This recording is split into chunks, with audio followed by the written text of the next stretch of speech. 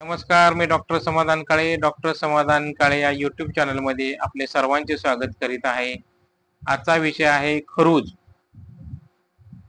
हा एक त्वचा विकार आहे. त्याला इंग्रजीमध्ये स्कॅबिस पण म्हटले जाते. खरूज हा एक त्वचा विकार आहे. खाज येणे या रोगाचे वैशिष्ट्य आहे.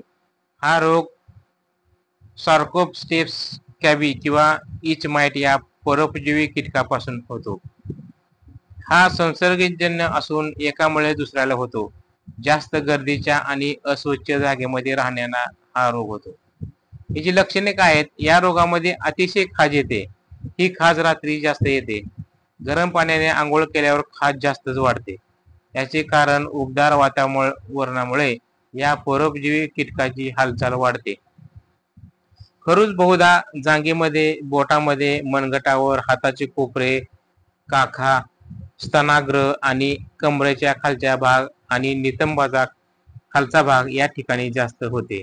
मुलांना खरूज झालेली असेल तर नखांनी खाजवल्यामुळे अंगावरचे ओरखडे दिसतात. या ओरखड्याच्या जागी इसप तयार होतो, म्हणजे एक्झिमा होतो. बऱ्याच जणांना त्वचेला ज्या ठिकाणी घाऱ्या पडतात तेथे खरूज होतो. त्यामुळे ती लक्षणे लगेच लक्षात येत नाहीत. याची कारणे काय आहेत? मादी कीटक आकाराने 0.5 मिलीमीटर असते. त्वचेच्या सुरकुत्यामध्ये अंडे घालते. काही दिवसातच अंड्यामधून लार्वा किंवा आळ्या बाहेर येतात आणि त्वचेच्या केसाच्या मुळाशी एकत्र येतात. शरीराचा स्पर्श झाल्यामुळे हा रोग एकाकडून दुसऱ्याला होतो. एकाला झाला की घरातल्या बहुतेक सर्वांना होतो. एकमेकांचे कपडे, टॉवेल वापरल्याने हा रोगाचा प्रसार होतो. जास्त वेळ हातात हात धरल्यामुळे सुद्धा एकाकडून दुसऱ्याला हा रोग होतो. आता याचा उपचार काय? या रोगाचे संसर्गजन्य असल्याने आणि घरातल्या बहुतेक सर्वांना होत असल्यामुळे उपचारही सर्वांनी एका वेळेसच करायला हवे. सर्वात जुना म्हणजे सबलिमेट गंधक 2 चमचे आणि 8 चमचे खोबऱ्याचे तेल याची पेस्ट करून संपूर्ण अंगावर लावायची. अंगावर वाळू द्यायची आणि 20 मिनिटे गरम पाण्याने आंघोळ करायची.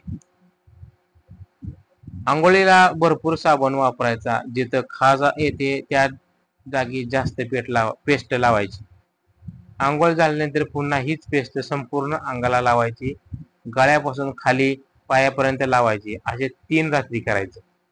त्यावेळेस अंगावर अंतर्वस्त्र आधीचेच वापरले असावे. शेवटच्या दिवशी पेस्ट लावल्यानंतर 10 ते 12 तासांनी कडक पाण्याने आंघोळ करावी. मग स्वच्छ कपडे घालावे. पलंगावरच्या चादरी, पांघरूण, टॉवेल, उशीचा कव्हर सगळे कपडे उकळत्या पाण्यात टाकावे, धुवून टाकावे आणि उन्हात वाळत घालावे. दुसरा एक आधुनिक उपाय म्हणजे बेंझिल बेंझोएट नावाचे औषध अंगाला लावायचे. लावण्याची पद्धत वरीलप्रमाणेच असते. रात्री आधी आंघोळ करायची आणि नंतर बेंझिल बेंझोएटचे औषध अंगाला लावायचे. ते रात्रभर वाळू द्यायचे आणि सकाळी गरम पाण्याने आंघोळ करायची. असे 3 रात्री औषध लावावे. बेंझिल बेंझोएट तीव्र असल्यामुळे मुलांना लावायचे असेल तर त्यात निम्मे पाणी मिसळून लावावे, म्हणजे अंगाचे आग होणार नाही. आता आणखीन एक नवे औषध उपलब्ध आहे. त्याचे नाव आहे गॅमा बेंझिन. हे सुद्धा गुणकारी आहे आणि याची आगही होत नाही. तहान्या बाळांना युरॅक्स मलम लावावे. 3 दिवसाच्या उपचाराच्या काळात रुग्णाने हलका आहार घ्यावा. ताज्या फळांचे रस घ्यावे. संत्री, सफरचंद, अननस, पीच, टरबूज असे फळांचे रस घ्यावे. याच काळामध्ये पोट साफ होण्यासाठी गरम पाण्याचा एनिमा घ्यावा. काही घरगुती उपाय करून बघावे. ॲप्रिकॉट म्हणजे खुबानी झाडाची पाने वाटून त्याचा रस काढावा आणि अंगाला लावा. पुदिन्याच्या पाण्याचा रस काढून तो अंगाला लावल्याने सुद्धा चांगला फायदा होतो. कारल्याचा रस अर्धा कप घेऊन त्यात 1 चमचा लिंबाचा रस टाकून हे मिश्रण उपाशीपोटी सावकाशपणे प्यावे. हा मिश्र रस 1 आठवडा रोज घ्यावा. आंघोळ करताना आधी बेसन पीठ अंगाला लावल्याने सुद्धा खरूज बरी होते. तर आपल्याला ही माहिती कशी वाटली? लाईक करा, शेअर करा, सबस्क्राईब करा. धन्यवाद.